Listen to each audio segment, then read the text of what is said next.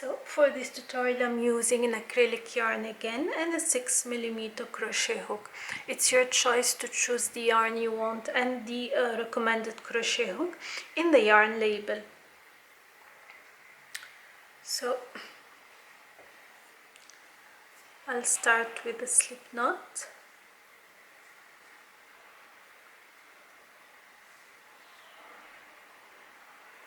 And then I'm gonna chain 3.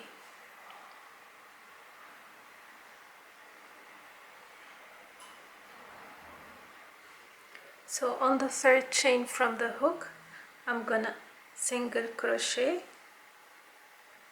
chain 1, single crochet. This will be my first space for the moss stitch. I'll just tighten. Now I'm gonna chain 2.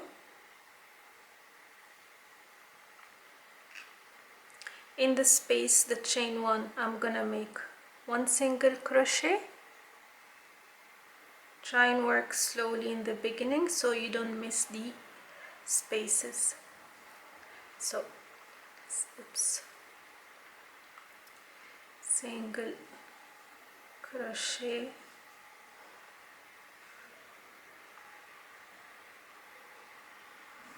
chain 1, single crochet,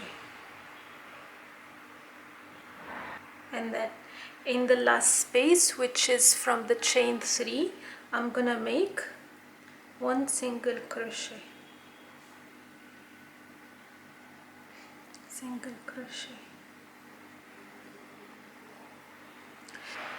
One side will be always straight up and one side will be inclined to form the shawl. Now chain 2,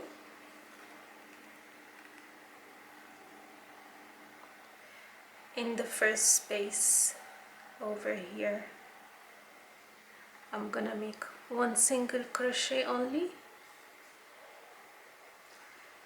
chain 1, in the next space 1 single crochet,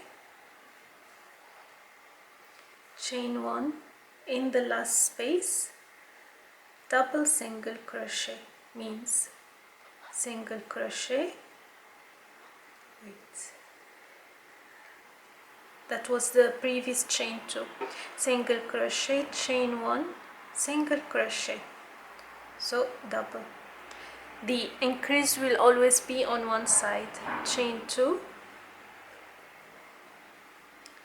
again we look for the chain 1 and we make the double single crochet, single crochet, chain 1, single crochet, all in the first space, chain 1, single crochet in the next space, chain 1, single crochet in the next space, chain 1, single crochet in the last space. Again, now we coming to the straight side, chain 2, and again only 1 single crochet, chain 1, single crochet throughout, plus chain 1,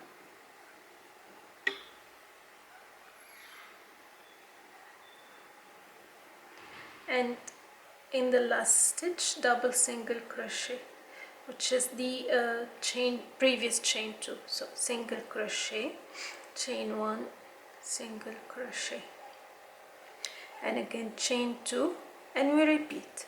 So it's a repetitive pattern, double single crochet. Oops. So again, to follow properly this tutorial, you must follow the written pattern, which you'll find the link in the description box. It will have all the information you need to follow together with this video. So the video and the written pattern together, please, to be followed.